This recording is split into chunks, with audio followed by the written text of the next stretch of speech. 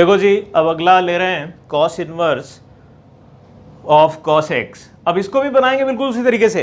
वहां पर क्या किया था, पहले मैंने मान लिया था कि भैया प्रिंसिपल इनवर्टिबल ब्रांच, वो प्रिंसिपल वैल्यू ब्रांच या जो भी कहें, वो कहां पर एग्जिस्ट करती है, इसके लिए करती है 0 से पाई के लिए, और इस इंटरवल पे ये लिख दिया जाएगा x। बहुत बढ़िया। तो बाकी इंटरवल का पता करने के लिए हमने बना लिया, क्या बना लिया, अगर लेट x पाई से 2 पाई के बीच में जा रहा है तो क्या होगा, कोई दिक्कत की बात नहीं। अगर इस इंटरवल के लिए पता करना है तो क्या कहेंगे, जैसे बताया था, x वो चूज करो जो कि यहां पर रखने वाला एंगल वो चूज करो कि जो 0 से पाई हो। अभी अगर ये है तो x माइनस पाई करो तो 0 से पाई बन जाएगा। याद रखना एक छोटी सी बात कि हर बार पाई ऐड करना है, पाई सब्ट्रैक्ट करना है, या पाई का मल्टीपल ऐड या सब्ट्रैक्ट करना है, तभी ये रिजल्ट बनता है। तो फिर अब ये रिजल्ट क्या कहलाएगा, y is equal to cos inverse of cos x minus pi. अब जो एंगल बना लिया आपने वो यहां पर इस तरीके से लिख दो, प्लस पाई। अब पाई प्लस थीटा कॉस के लिए क्या लिख दिया जाता है बेटा, ये कह रहे हो कि माइनस लिख दिया जाता है, लिख दो भाई। अब जरा बताओ, cos inverse of minus x, बताया था कि कॉस इनवर्स में माइनस अगर होता है तो वो pi minus cos inverse of cos x minus pi हो जाता है। बोलो, होता है, ठीक।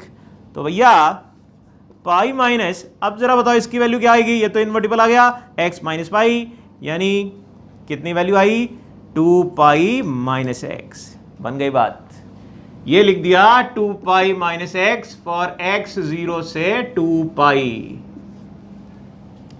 और अब आगे वाला नहीं बनाना, मैंने तो अप्रोच समझा दी, ऐसे ही आप भी कोई और इंटरवल चेक करना है तो कर सकते हो। लेकिन अब मैं सीधे ग्राफ बनाऊंगा। ग्राफ क्यों बनाऊंगा, क्योंकि मेरे को 0 से 2 पाई की लेंथ मिल गई और इसका इनवर्टिबल डोमेन हमें पता है।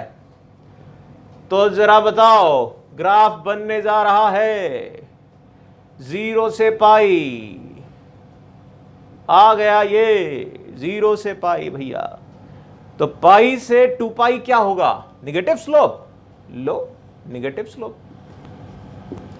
अब क्या होगा, यही डिजाइन रिपीट करा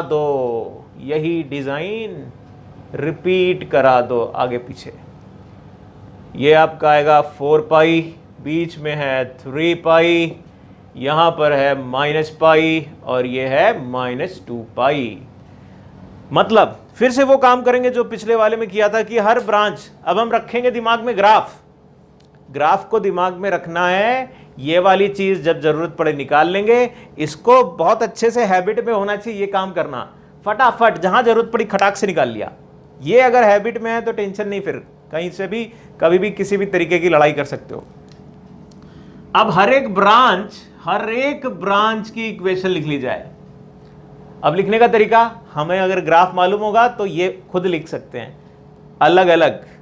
ये स्लोप 1 था, ये स्लोप -1 है, तो अब मैं या ऊपर वाले को देख कर नहीं, मैं केवल इस लाइन को देखकर बना रहा हूं। तो ये कितना आएगा, ये स्लोप 1 और इंटरसेप्ट नीचे जाएगा -2 पाई, और ये स्लोप -1 और इंटरसेप्ट 4 पाई, ये स्लोप माइनस में, और ऐसे ये y is equal to minus ये प्लस का x, और अगर देखें तो 2 पाई ऊपर है, ये 2 पाई। लो भाई, मेरे ख्याल से बात दिमाग में क्लियर हुई होगी कि ग्राफ बन गया तो हर ब्रांच को भी हम अलग अलग आइडेंटिफाई कर सकते हैं।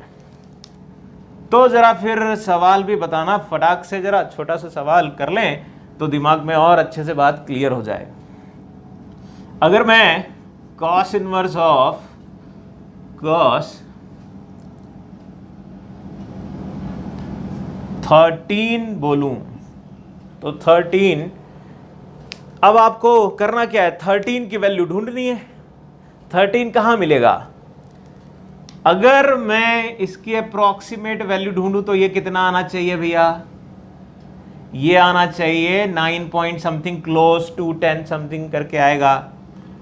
और अगर इसकी वैल्यू ढूंढूं तो ये कहां पर आएगा, तो 12 पॉइंट समथिंग कुछ होना चाहिए। अब अगली वाली ब्रांच अगर लोगे, नेक्स्ट ब्रांच जो इसकी अगली वाली आएगी, वो अगली वाली ब्रांच की इक्वेशन क्या होगी, ऐसे ही यहां पर जगह जगह कम है, ऐसे ही लिख देते हैं, स्लोप तो पॉजिटिव होगा और माइनस का 4 पाई होगा, और यहीं पर कहीं आगे आएगा 13।